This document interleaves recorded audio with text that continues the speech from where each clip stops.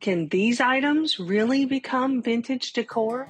What if I told you these 5 random thrift store finds could become this? Here's what we get to work with this month in Sonnet Makers Box for February 2026. In today's video, I will show you step by step how to transform these items into vintage-inspired kitchen decor with the sweetest old scale and a rose theme. I'm Cindy, my husband is Chris. Welcome to CNC DIY Factory. This thrifted frame has so much potential. To start, I will take this apart and set aside the piece of ephemera.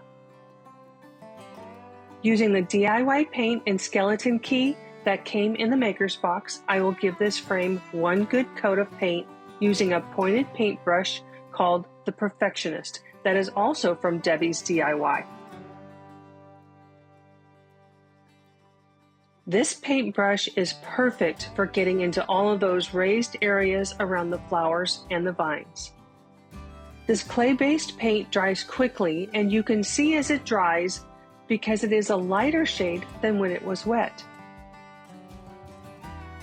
The raised flowers and vines are already showing up better, but let's give them a little more definition. The clay-based paint can be reactivated with water, so I'm simply using a wet wipe or a towel, and I'm wiping off the paint in the areas that I want the white to come through. This is called the wet distress method.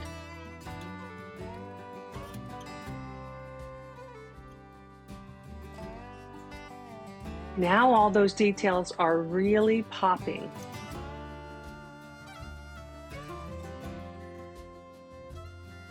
The DIY paint must be sealed in order to protect it, and I am using the DIY clear wax to seal it in. Any type of sealer will work, it just depends on what you like to use and the finish you want for your piece.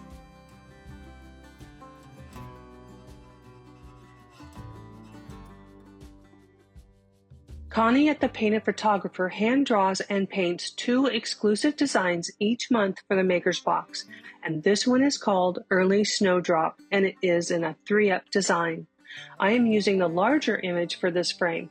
I'm simply cutting it out to fit the opening, then I'm laying it into the frame with the original backer piece and putting it back together.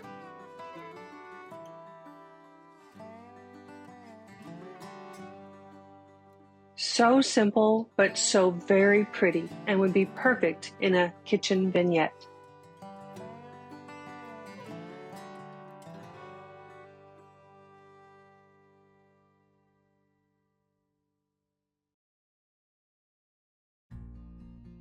Who doesn't love old rolling pins? They remind me of baking with my mom and grandma, so I know how hard it can be not to pick them up when you see them at the thrift store. This one looks like it has some oils in it and I couldn't get it out, so I'm going to be applying 1 coat of the Debbie's DIY Salvation Solution in white. This will take care of 2 steps in one. It will seal any oils in the rolling pin, and it will provide a white base for my decoupage paper. Recycled Treasures also creates 2 exclusive decoupage papers each month for the Maker's Box. This one is called Weathered Farmhouse Planks, and it is so versatile for any small or large projects you may have. I love this paper, and I will have to get more from Sonnet. I measured and cut the paper to fit around the barrel of the rolling pin perfectly. Now to adhere the paper to the rolling pin, I will start by spritzing my paper with water, which relaxes the fibers and allows me to more easily apply it to the surface. Then I'll place my paper on a plastic magazine divider. I am using DIY liquid patina as my decoupage medium. I will lay down a strip of the patina along the barrel and carefully line up my rolling pin to make sure I have it straight and roll the pin onto the paper, lifting it up and smoothing it down.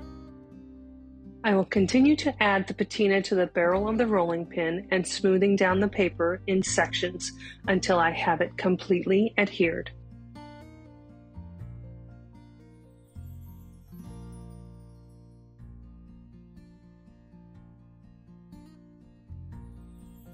The barrel of the rolling pin has these angled edges, so I will add more patina and smooth the edges down for a more seamless look. Using my finger sander, I will carefully sand off the excess paper around the edges to leave a clean, crisp edge.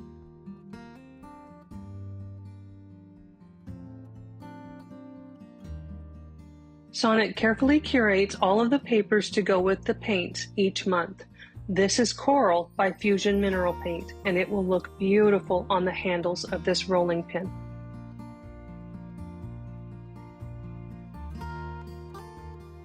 Once the paint is dry, I will distress the handles with my finger sander to give it the well-loved look.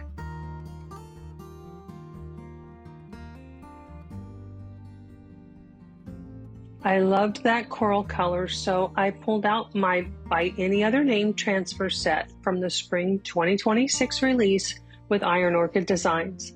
This gorgeous grouping of coral roses is perfect for this rolling pin. I am going to position the transfer onto the rolling pin at an angle in order to have it flow across the entire barrel. Using the transfer stick that comes in each transfer set, I will rub the transfer onto the rolling pin. Now sometimes I get lucky and can find an air pocket to push across the carrier sheet, which helps release the transfer. I just need to make sure I keep my left hand close to the area that I am transferring in order to keep it from jumping and cracking the image. Then I'll use the back side of the carrier sheet and rub over the transfer to burnish it into the surface. I will add a couple more transfers from the same set of transfers to fill in any areas to complete the look that I want.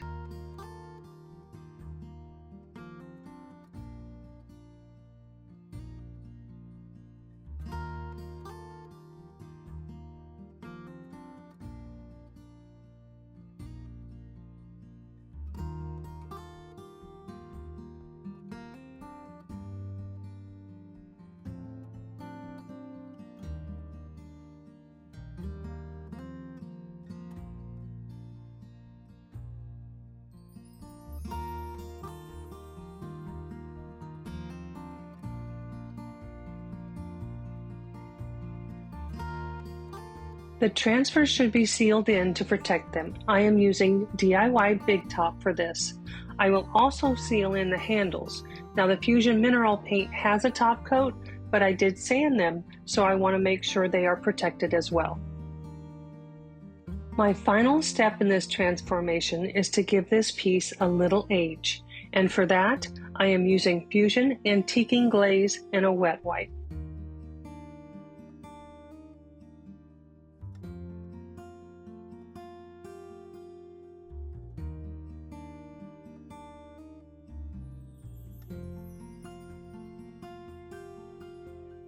This antiquing glaze adds just the right amount of grunge to give this piece a vintage feel. A pop of coral in a kitchen vignette brings a feel of spring, and I am in love with this transformation.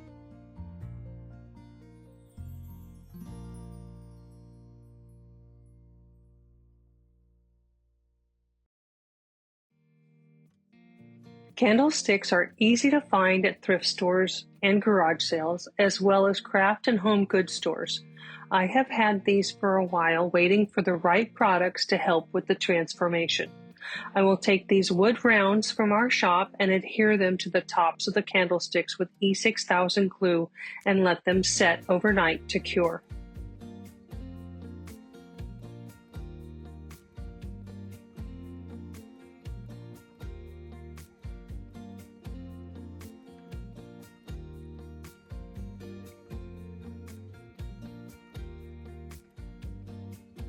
There are 5 different paint colors from 3 different paint companies in each maker's box. This is milk paint from Sweet Pickins Milk Paint, and it is my favorite type of paint to work with. This color is called Mercantile. It's a light gray that has a hint of coolness to it. Milk paint comes in a powder form, and you mix it with water in a 1-to-1 ratio. Then you mix it up really well and set it aside for about 10 minutes to thicken up. While the milk paint is thickening, I will work on the wood rounds for these risers. I like to use Minwax water-based stain for the underside and edges of the rounds. The Minwax water-based stain is easy to apply. It is safe to be used indoors because there is no odor, it is non-combustible, and it dries quickly. This color is called Aged Beryl.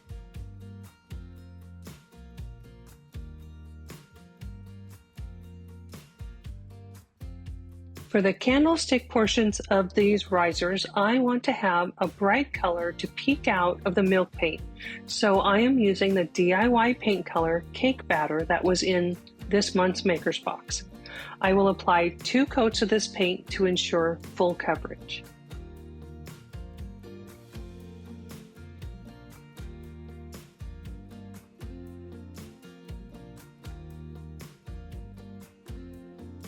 Once both coats are completely dry, I want to seal the paint before applying the milk paint.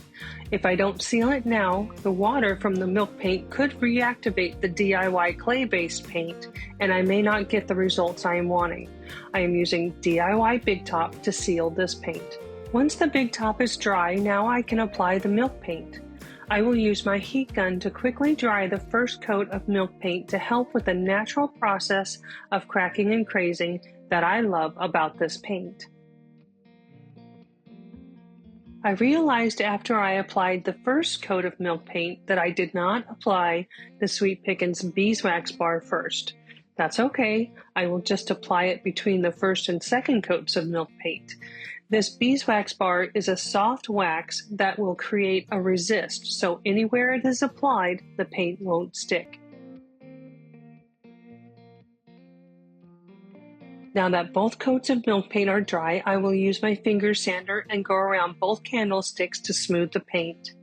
Milk paint also needs to be sealed in, and my favorite type of sealer is the oil wax in dark from Sweet Pickins milk paint. You can use any type of sealer you want, depending on the look you are going for. You simply brush on the oil wax onto the paint and let it soak in for about 10 to 15 minutes. Then, using a lint-free towel, you wipe off the excess. The dark oil wax will deepen the color of the milk paint and soak into all of the cracks and crazing and brings out the beauty of the milk paint. Now I wanted to be able to see these beautiful peaks of yellow hiding underneath. For the tops of the riser, I am applying 1 coat of DIY White Swan. Now this was from a previous Maker's Box. I will be decoupaging on the tops of these risers, and for my decoupage medium, I am using Mod Podge. I will apply a thick coat to the surface, being sure it is smoothed down, and then I will dry it with my heat gun. Each month, Sonnet curates a beautiful napkin and adds that to the Maker's Box. This month, we have a sweet rose with a hint of yellow. I will remove the extra plies of the napkin, so I only have the top layer, and lay that on top of the riser with a piece of parchment paper over the top. Then I'll use my craft iron with no steam and iron the napkin into the Mod Podge.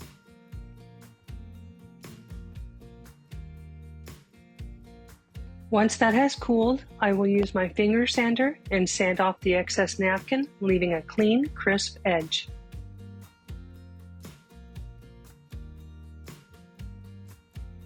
I like to use this method with the napkins because I always get the best wrinkle-free results. The napkin needs to be sealed in, and I am using DIY Big Top to seal it.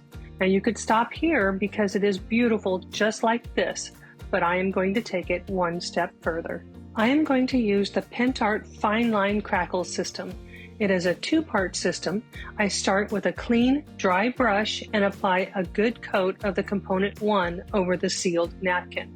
You will know it is dry when it is clear, but don't touch it until it is completely dry or you will leave a fingerprint in the surface. Next, I will apply component 2 using a clean, dry brush. Now this has more of a honey color and consistency. It's a little harder to tell if it is dry, but try not to touch it until it is completely dry.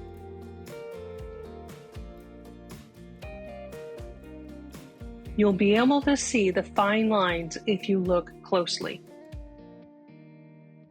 Now to bring those fine lines out and to give this a vintage feel, I am using the Pentart Antique Paste and an old paintbrush. I will work the paste into the lines and then use a lint-free towel to wipe away the excess. You can really see those lines stand out now. The last and most important step when using the fine line crackle system is to seal it with a solvent-based sealer. Pentart has this clear varnish in either matte or gloss, and it is solvent-based. I will apply one coat to finish these risers. Oh my goodness, I may have to keep these. I loved creating these, and I think they turned out beautiful.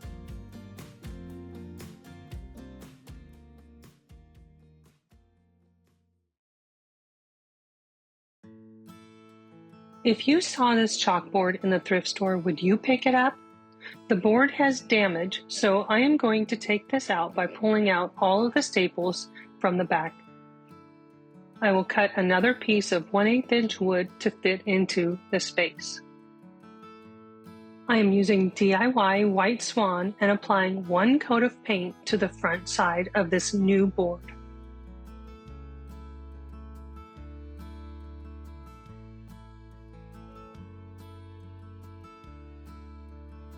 The outside frame of this cutting board shape is a little rough, so to clean it up and to add some depth, I am using the DIY Dark and Decrepit liquid patina.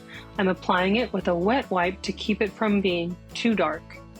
I like the look of the gray inner frame, so I will leave that as it is. The second exclusive paper from the painted photographer in this month's Makers Box is called Balanced Beginnings, and it features a beautiful image of a vintage kitchen scale, and it could not be more perfect for this cutting board shaped frame.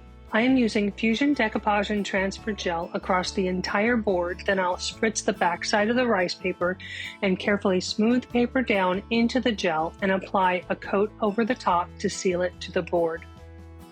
Once that is dry, I will use my finger sander and sand off the excess rice paper. Using a frame tacker, I will secure the new board into the back of the frame.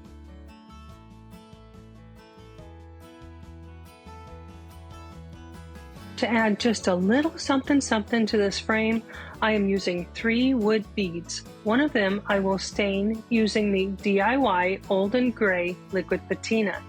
Then I will string them onto a piece of thick jute twine and then through the hole at the top of the frame.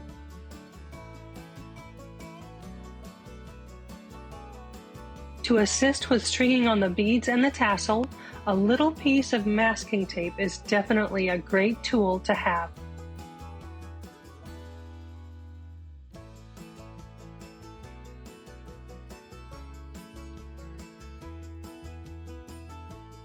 So tell me, after seeing this quick and easy transformation, will you be on the lookout for a cutting board shaped sign?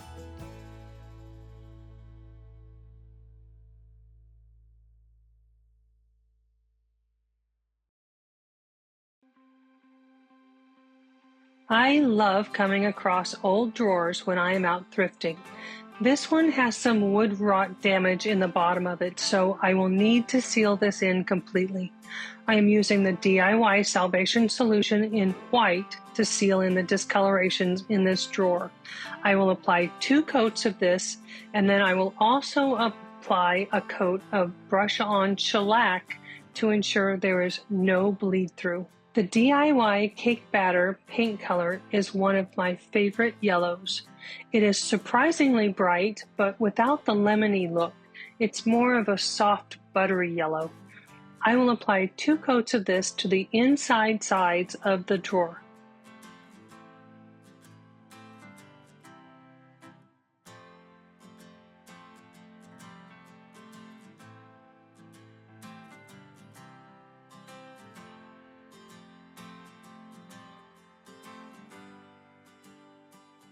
For the bottom of the drawer, I will apply 1 coat of the DIY White Swan.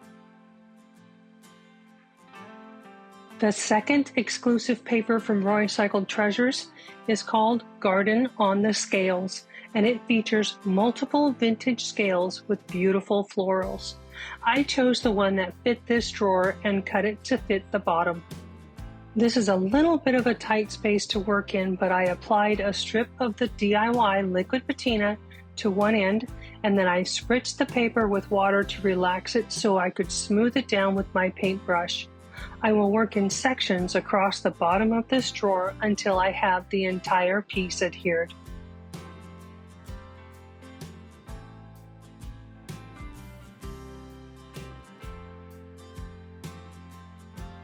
I thought about adding transfers to the sides of this shadow box, but decided to use a stamp from Iron Orchid Designs called Ephemeral Type and the IOD Stone Gray Permanent Ink.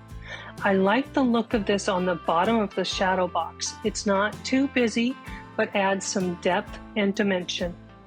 The DIY paint needs to be sealed in, and I am using the DIY clear wax to do that. I am also adding the wax to the outside of the shadow box to help nourish the wood.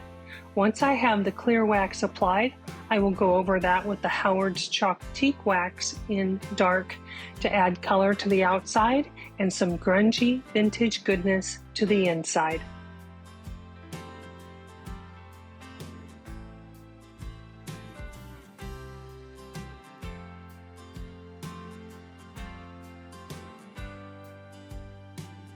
Okay, I might have to keep this one too. It's just so good. Have you ever taken an old drawer and transformed it into a shadow box? If not, you might not look at old drawers the same way after this.